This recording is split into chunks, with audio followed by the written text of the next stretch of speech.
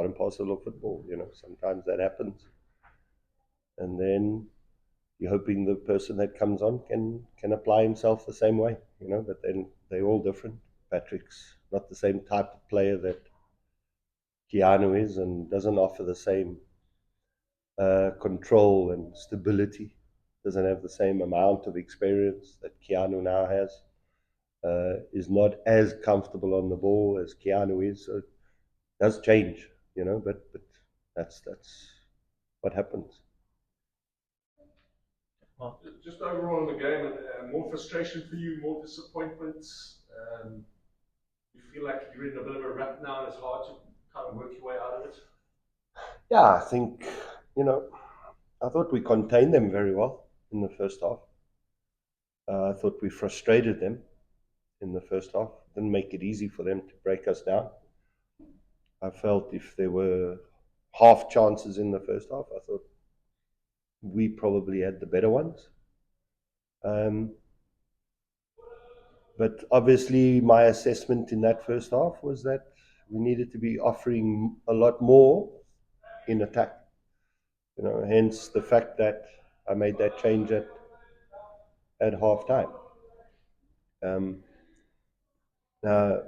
Could I sit and say to myself, maybe I should have just left it, kept it the way, and hoped that somewhere later in the game we may get a chance or not? That's not the type of coach I am. I'm a coach that wants to get forward and attack and put the opposition under pressure. And hence the fact that I made that change, and quality that Pirates possesses.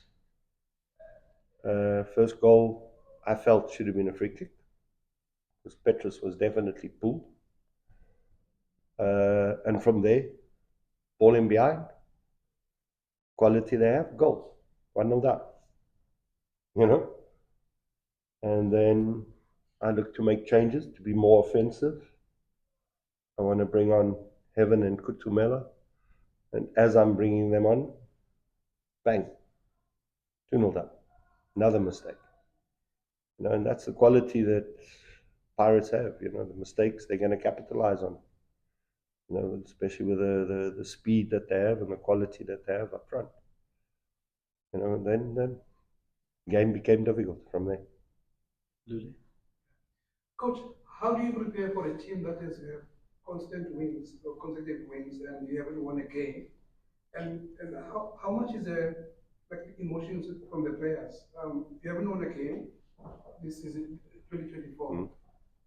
How is that affecting the players? How is it affecting everyone? It's affecting everyone, But we always believe that you one win away from turning it around, and that's what has to continue. Getting that one win under the belt to turn things around. That's the one thing I am as a fighter. I'll continue fighting every day to get that next win. So I try and stay away from all the negativity, because the minute you get dragged into the negativity, it's obviously going to give you a negative mindset. So you keep your negative mindset, and I'll keep mine positive. Thank you. Andile? Just with that, Coach, I mean, one looks at the result and say, not won a game, despite the fact that there's been very close incidents. I mean, I take the Super Sport goal, for example, where it's literally just a clearance away from 3 points from the win that has absconded you thus far. But just how is it for you, just being in this situation? I've been in this situation many times before. This is not my first rodeo. I've been at situations where clubs were in dire straits. Maritzburg, 12 points after 21 games. I go there and I just keep working, and I do exactly what I do now. I don't change. I don't become someone different because of negative results. I'm still the same human being. I'm still the same person, still the same coach. I still follow the same coaching philosophy. How I train the players, how I prepare the players. Absolutely nothing changes. What I'm hoping will change is that the players respond on the day. And like I said, it's all a mindset. It's a psychological factor. Something will trigger it. One moment, one goal, that can trigger you from going from a negative situation into a positive situation. More than that, there's no science to it. There's zero science to it. It's all about creating the right mindset. Yeah, Sandile last. And then Mark. Sandile go and then Mark. And just on Mayo coach, he's obviously proven to be a double-digit sort of a player when it comes to outputs, that's goals. When you just look at him as a player, his growth, his development, you see him as someone that the club will continue to hold on to. Because I mean, with his performances, obviously. Yeah. How many goals did Mayo score last season? 12. Now, how many is he on now? Okay. So what should Mayo be achieving season on season? More. You set your goals higher. If I scored 12 this year, can I score 13? I'm not saying ridiculous numbers. Okay. So he's still got to achieve, because he hasn't, in my opinion, this season. Last season he got 12. This season he should be looking to get 13, 14 goals. Yeah.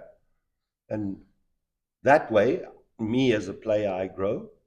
My value will also grow. But if the goals are not coming, the value goes in the opposite direction, right or wrong. And how much of it would you say is obviously? Mayo has a 4-year contract with the club. Mayo's here until someone offers stupid money for Mayo. But Mayo is part and parcel of this team. He'll be here next season, that I can guarantee you. He ain't going anywhere. Mark. Can I ask you about one potential positive of the last couple of weeks? Is this Namibian who you had your own doubts about whether he would fit into that role? I've been you can't help but be impressed with that. No, top. Extremely good, Not I think Campina has certain other traits that Petrus doesn't really have. Campina is far more of a threat, traveling forward with the ball, whereas Petrus is a lot more defensively solid, good passing range, very rare loses the ball, lots of interceptions, duels. Let's call it 95% of the duels he's guaranteed to win. So I think he's been an absolute fantastic find for us. And I think, if we didn't find him, I think today we would have been in serious problems against a team of Pirates quality. Last one for Gracia. Coach, I don't know if you've addressed this before, but I just wanted to know if you can talk about Nyama and Odada's injury. Yeah, they were both long-term injuries, both having to have operations. Tsecho is actually doing extremely well. Tsecho's already doing a lot of running field work. Tabo has still been out. He hasn't started rehab as yet. So Tabo Nodada will be quite a while. I think it was like an 8-month recovery for Tabo Nodada.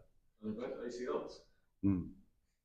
So he'll be out for quite a while. But Tsecho, the way I see it right now, by pre-season he should be up and running again.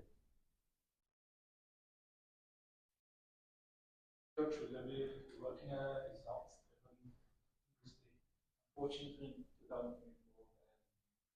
You sat down with John. We've been discussing this for a long, long time.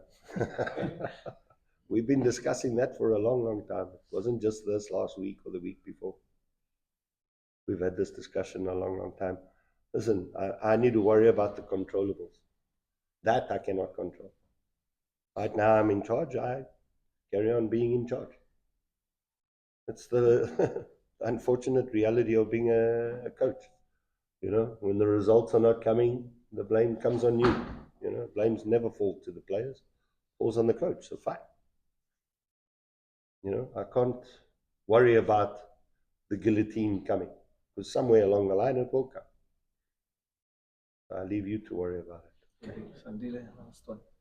And coach, just the club already has a sort of a reputation where if a foreign player comes in, he gets a look in, he gets his chance in the game, and if you're not happy, then you just cut your ties.